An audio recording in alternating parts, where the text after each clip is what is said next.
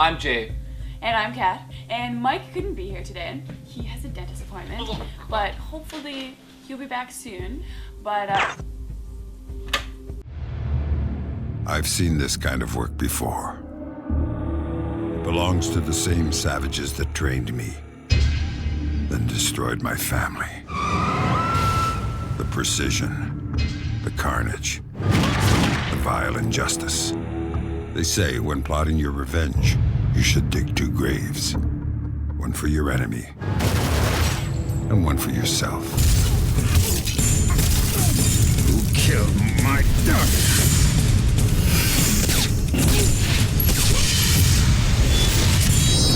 You don't get it, Fisher! This is bigger than your daughter.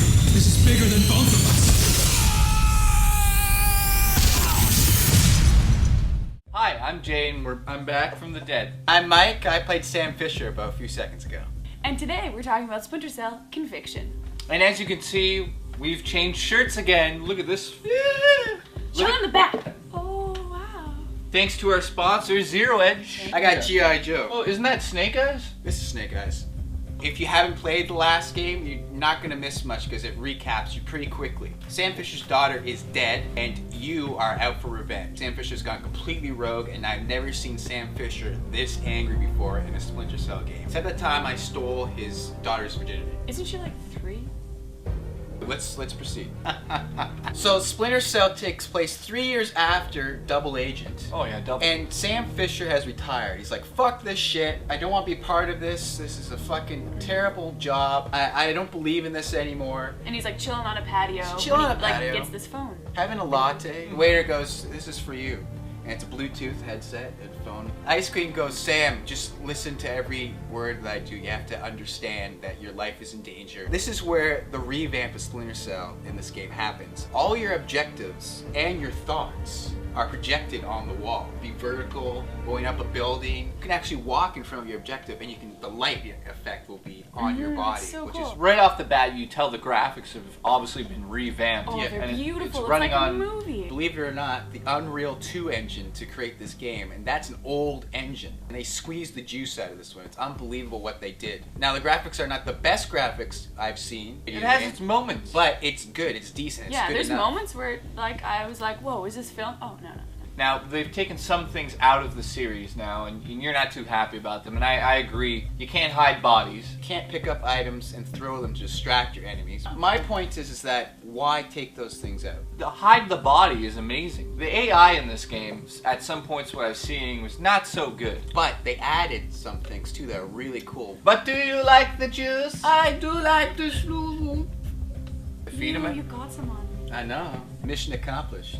Hey, feel that? I hate you, oh god. So what they did add was the cover system. They revamped it. This is the best duck and cover system ever in a video game. Better than Gears, better than Army of Two, better than any of those games. Wait, better than Uncharted 2? Better than Better than Uncharted Uncharted 2. They got rid of the sticky wall thing. You literally point to where you want to go, what wall, what pillar you want to duck behind. And if you want to go to the left of the pillar, or the right of the pillar, or the side of the pillar, And the arrows project, the Little white white arrows, arrows. and you hit A. and it goes. Boom! If you don't want to hug up against the wall, you let go of the L trigger. It's so amazing. There's no- And if it's far away, you do like a roll to get to it. And another thing that they added was the execution.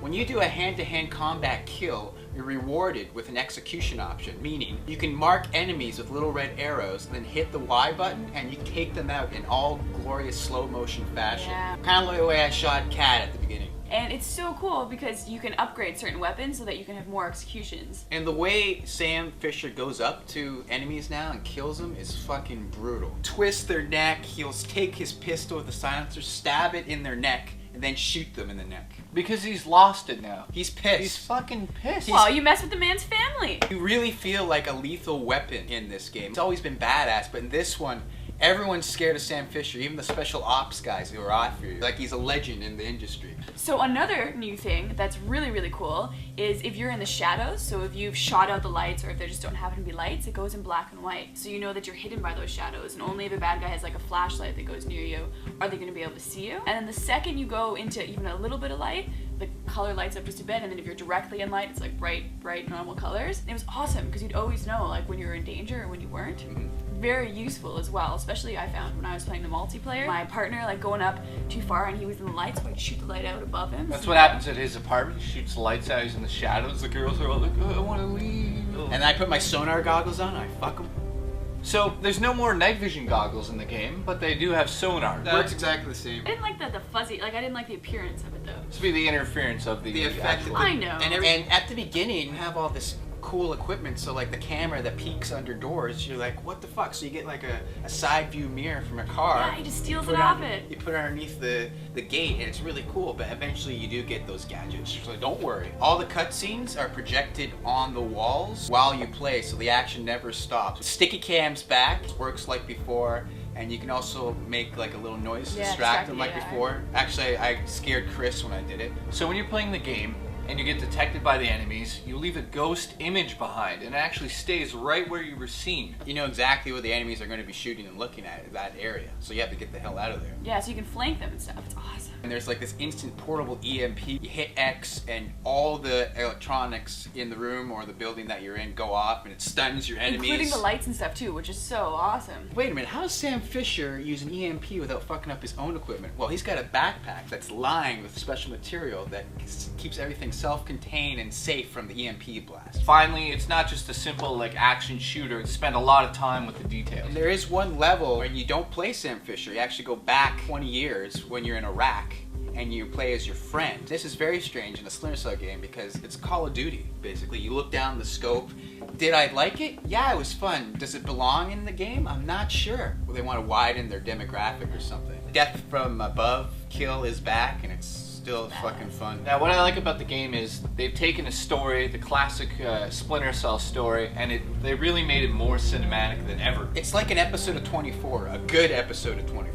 The campaign's not that long, but I can forgive that because there is a separate multiplayer co-op campaign. Which is amazing. So you played some of the multiplayer, and what was really cool about this is to get through certain doors, obviously you have to both come up to the door and break it in. There's other cool things like interrogating the actual enemies now. You can interact with the environment, so if there's a stove, you can bring them up to the stove and be like, tell us, bitch. Or like put it through the mirror, or like hit it into the sink. There's some brutal moves. I took him up to the freezer and I opened the freezer door, put his head on it, went like this, slammed it 3 times on his head, and then he told me the truth.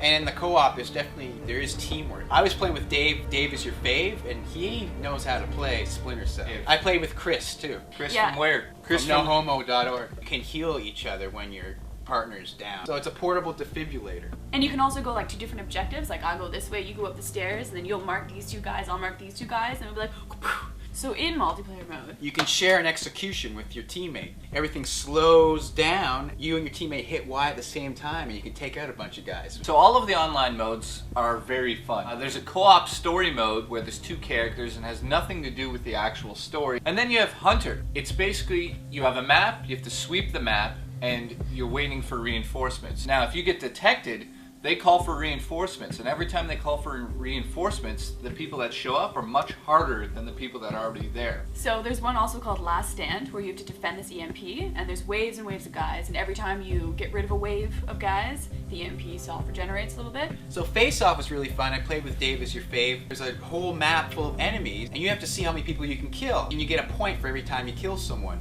And if you kill the other player, you get more points. Did Dave kill you a lot? Dave kicked my fucking ass. So something new that Ubisoft has started is called Uplay. Across all Ubisoft games, you'll be getting points, and you use them to unlock other things in other games or in the game you're playing. So one of the modes called Infiltration in this game needs to be unlocked using Uplay. Uplay.com. So Infiltration is basically do not be detected. If you're detected, game over, bud.